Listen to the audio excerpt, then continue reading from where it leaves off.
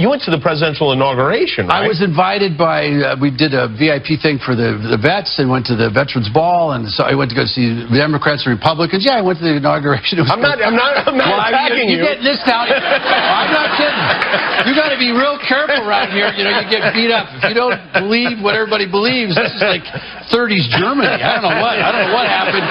If you're not part of the group, you know what we believe is right. I go, well, I might have a problem with that. I'm a comedian. I like going on both sides. What about Tim Allen? You're one of the few conservatives in Hollywood. What the viewers may not know is you have to go underground. It's very rare for somebody to come out.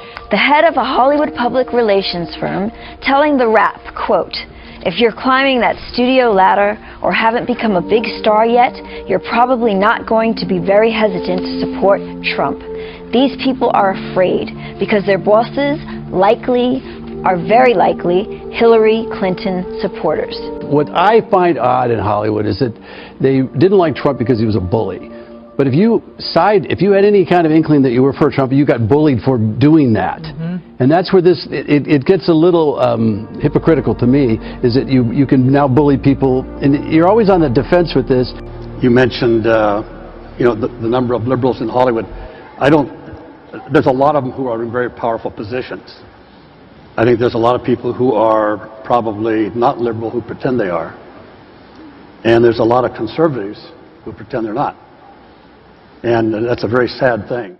Clint Eastwood saying, Joanne, your generation is a generation of pussies. Here's the quotes. Everybody's getting tired of political correctness. Kissing up. That's the kiss. I'm sorry I used that word. Generation we're in right now. Everybody's walking on eggshells. He adds, we see people accusing people of being racist and all kinds of stuff. When I grew up, those things were not called racist. And you think if you're a conservative in the entertainment industry that you don't have to learn to keep your mouth shut. That's just not the case. But Hollywood, there is a group of people in Hollywood that are conservative, but by the nature of the word itself, they're just reticent to speak out.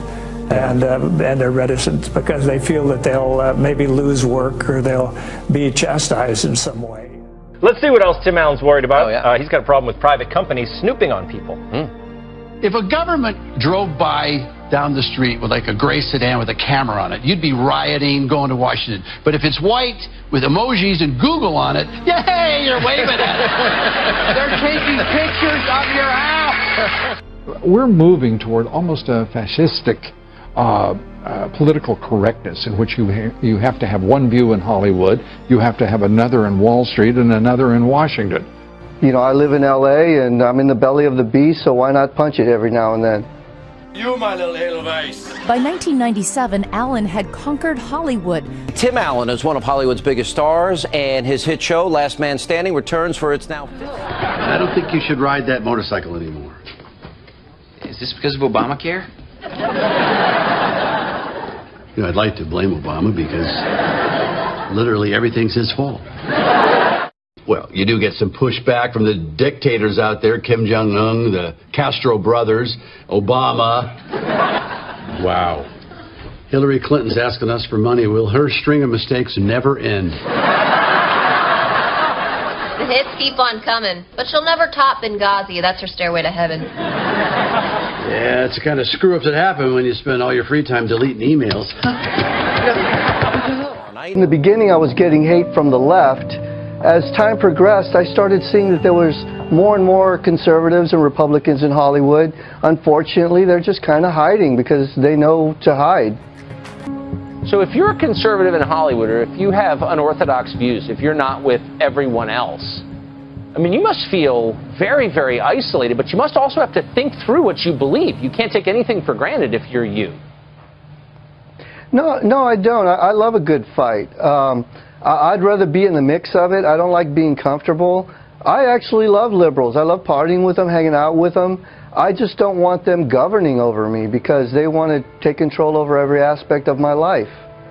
I think that's part of the reason why we are so divided as a country nowadays. I mean, you can't say anything without being labeled something as a result. You can't have an honest conversation about radical Islamic extremism without being labeled an Islamophobe. You can't have a conversation. You can't say that all lives matter all inclusively without being labeled a racist. And I think it's really sad because it hurts discourse in this country and it also further divides us. Where we used to be able to have discussions, political discussions, and they could get heated, lively discussions about our different opinions. That stopped in 2007, 2008. Because if you disagreed with some of the issues, then you could be called, branded a bigot or a racist. You see, the world is kind of the opposite of Hillary Clinton. It actually gets less scary the better you know it. He's like the Obama of calamari. He figures everybody should get it, even if they're too lazy to order it for themselves. He'd rather discuss quantum physics than box office numbers. Whether you're a true believer or a pagan. And he spends a lot of time working on that curious relationship with God. Or, as he says, the builder. And they don't maybe realize a lot of times that there's a reason they have those freedoms, and they come at a cost. And I think that's what we're trying to do with Persecuted, is help them realize that oh my gosh, I might have to pay a price. I might have to stand up for what I believe in. Oh my God. Honey, don't say God in church. I always do ask, whoever put me here, the builder, what did you want me to do? Do you think people would be surprised to know how deeply religious or spiritual you are? Well, if you know me, you know it. I don't push it. I just want a relationship with whoever built me. This is too much, too weird that it happened by accident. It didn't happen by accident. I don't feel it did. And really the movie being about an evangelist who stands up for what he believes in against an intrusive government that's trying to censor everything is one he identified with. And that man had to pay a serious cost for what he believed in. He was persecuted, he was hunted, he lost all of his security.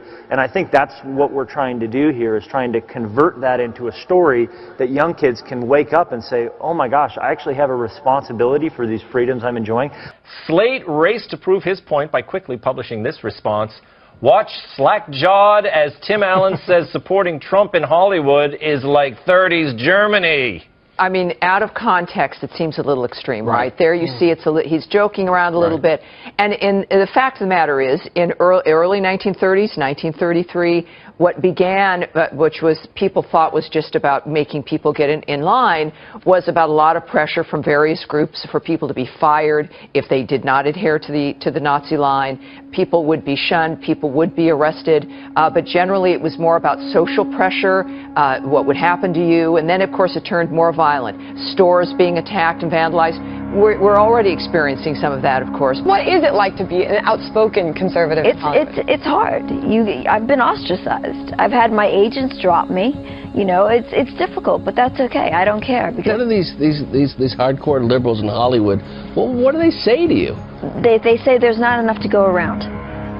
They say, yeah, Republicans are racists, homophobic, and there's not enough to go around. You can't go on television saying, you know, that the American dream can be achieved by everyone. You can't say that. That's not true. That's wrong. Yeah, that's the wrong thing to say, which is absurd. Whoever built me, this is too much, too weird that it happened by accident. It didn't happen by accident. I don't feel that.